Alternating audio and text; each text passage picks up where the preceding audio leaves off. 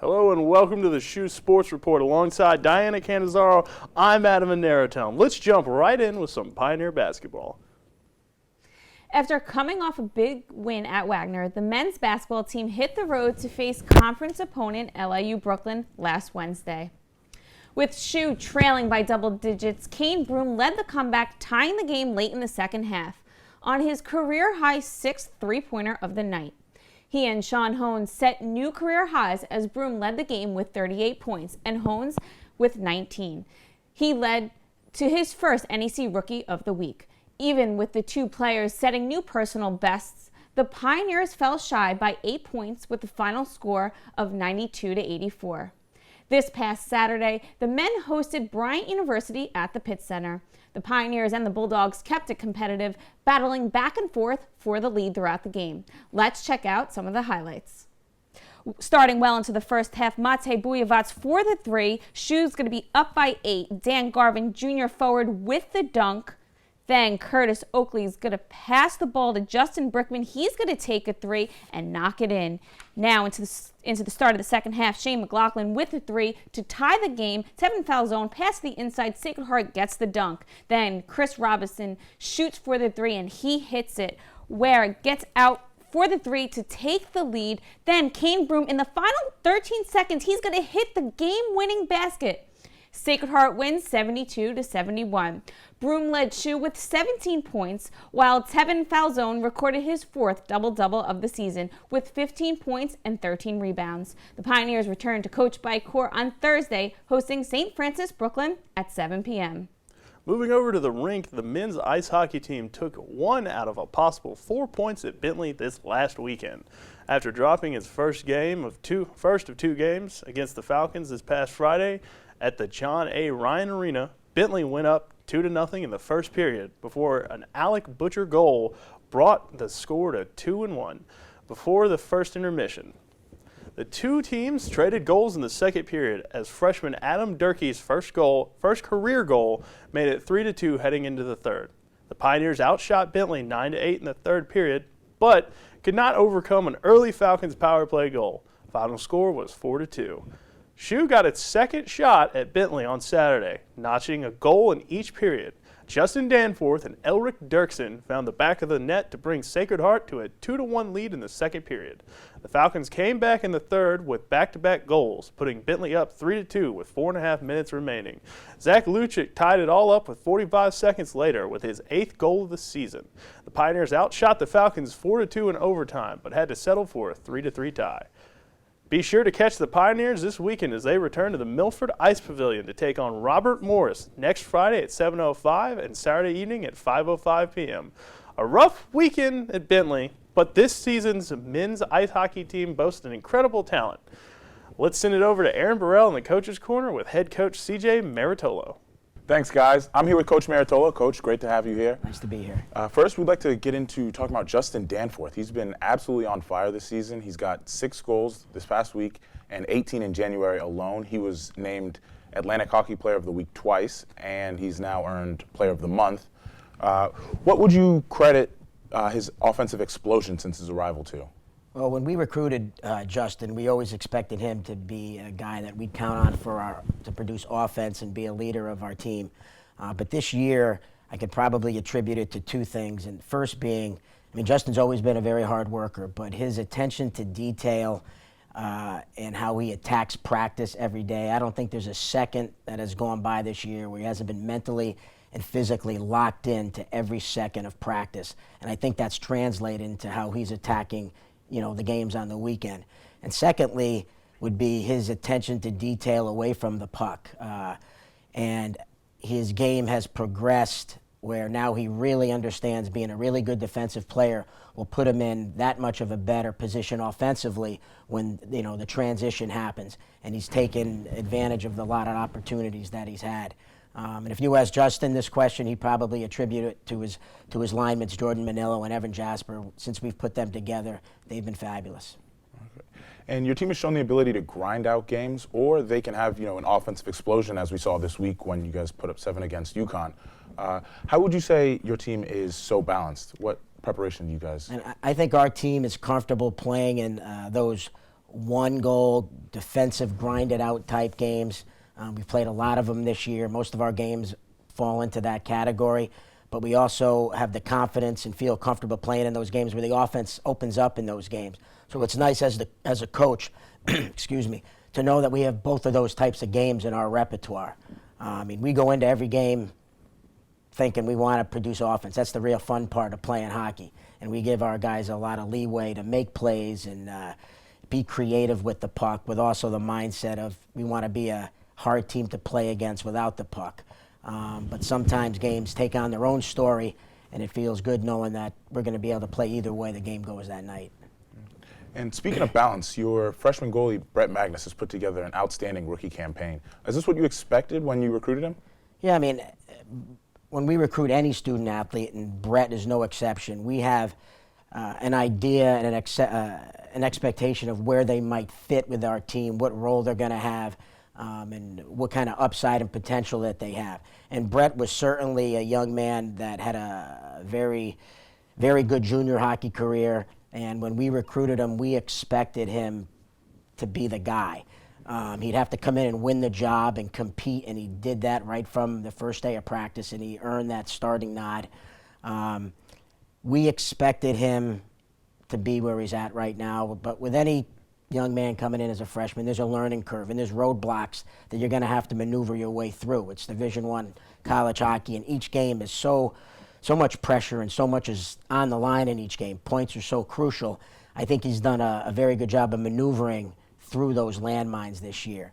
He had a little bit of a, right before break, I think he was really mentally tired, played a lot of hockey, and since we've come back from break, he's been, locked in, and he's been everything that we expected of him, and we're happy he's wearing Sacred Heart red. Yeah, we are. You guys have a key series this weekend with first place Robert Morris at the MIP. Yeah. Could you talk us through what your team's preparation has been with these two huge upcoming games? Yeah, Robert Morris is in first place in our league. They present a lot of challenges. They are the highest scoring team in our league. They have some very talented offensive players, forwards and defensemen that produce a lot of points. And their power play has been terrific all year. So for us, two of the things that we've been stressing in practice is our special teams, our PK against their power play. We got to play a very disciplined game. We can't be taking unnecessary penalties and giving them extra opportunities on the power play. They're a team that makes teams pay for putting yourself in that position. And secondly, as I alluded to, they're such a good offensive team. Our team defense has to be on point this weekend. We're probably going to have to play our best defensive game of the year against Robert Morris. So our transition to D has got to be right where it needs to be, and also our transition to offense, because we want to be able to play with the puck and put pressure on them and put them on their heels as well. So special teams and transition game are two keys that we're really zoning in on this week. All right, well, unfortunately, that's all the time we have. Thank you for joining us today, Coach. Sacred Heart fans, check out the team this weekend against Robert Morris at the MIP. Back to you guys at the desk. Thanks, guys. Basketball is seen by some as the ficklest of sports, often breaking the hearts of even the most dedicated of fans. After starting the season just 2-10, the women's basketball team had rattled off 7 straight conference wins to move into a second place in the NEC. This past Saturday, the Pioneers welcomed the Bryant Bulldogs to the William H. Pitt Center in a battle for the top. Let's go to the highlight. Women's basketball action, Sacred Heart taking on Bryant. Early in the first, Shelby Hickey is going to pass out to Kelsey Castro for a deep 3. Boom! Bryant's Brianna Rucker is going to hit Teresa Winder for another 3. Castro's going to hit the pull-up jumper here for another 3. She's on fire! Morgan Olander for a 2. Bryant only down 10-14. Then Brianna Rucker with a breakaway 2. Bryant's only going to be down by 2 after this one. Hannah Kimball says, anything you can do, I can do better. SHU's up by 4. In the second, minute 31 to go, Castro and Williams get a steal. Heading up court, goes inside, puts it up 2. SHU up 28-24. Tarsi's going to make a save, bounce it inside for a deep 3 for Kimmel. Out here, SHU is up by 3. But Alex Klein of Bryant's going to hit the pull-up jumper, and Bryant's going to win 61-59. Despite that heartbreaking loss, the Pioneers rebounded with a 62-53 victory over LIU Brooklyn Monday night. The win saw Hannah Kimball lead the team with 18 points. Alyssa Tarsi turned in a double-double, scoring 15 points and pulling down 13 rebounds. The Pioneers look to build a new streak as they take on the Terriers of St. Francis Brooklyn on Saturday at home for a 1 p.m. tip-off. The men's volleyball hosted New Paltz State last Wednesday in their home opener. SHU had some key players that brought competitiveness to the match. Junior Michael Coleman led the match with 12 kills, hitting .400. Chris DeLucci added 9 kills, and Eduardo Zardo dished out 29 assists. Despite these great efforts, the Pioneers lost 3 straight close sets, 25-23, 25-19, and 25-21. The Pioneers will be back on their home court facing Stevens Tech this Friday, February 5th at 7 p.m. Here with more of this week's Pioneer action is Taylor Krimmel in the Update Corner. Taylor, I think you got something to tell me about women's hockey?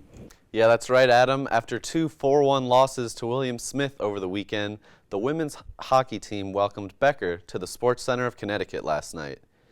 Senior Casey Stathopoulos made history, reaching the 100-point milestone with the opening goal in the third period.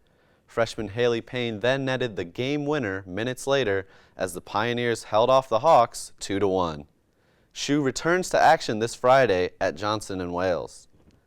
Sacred Heart Fencing traveled to in-state rival Yale. The women posted 8 victories to edge out Yale 14-13. Epi was dominant on the day, leading the way with 6 wins, 2 each from Mia Volpe, Carly Glowacki, and Caitlin Stanton. Moving to the men's side, sophomore Tyler Endy went a perfect 3-0 on the day. Unfortunately, it wouldn't be enough to beat the Bulldogs, as SHU would go on to fall 15-12. Sean Ferguson and Kayla Lawrence of the Sacred Heart track and field team showed what SHU was made of this past weekend, each breaking school records at the John Thomas Terrier Classic hosted by BU. Lawrence's time of 56.79 in the 400 meters broke one of the oldest records in the program by just under a second. Ferguson crushed his own school record in the 3,000 meters by 5 seconds, running it in a career-best 8:06.51. Sacred Heart will compete in their final meet before the Northeast Conference Championships this weekend at the 12th Annual Yale University Gingach Invitational in New Haven. The competition begins Friday at 5 p.m. and continues on Saturday at 10 a.m. SHU took on perennial NEC powerhouse Central Connecticut, with Jillian Crosby earning the Pioneers a victory in the 100 freestyle and placing second in the 1,000 freestyle. Reigning NEC Rookie of the Week, Jessica Poole, no pun intended, was in her element, earning first place points in the 400 individual medley. Ultimately, Sacred Heart would drop the decision 163-87, but they returned to action to conclude the dual meet portion of the season at St. Francis Brooklyn on Saturday.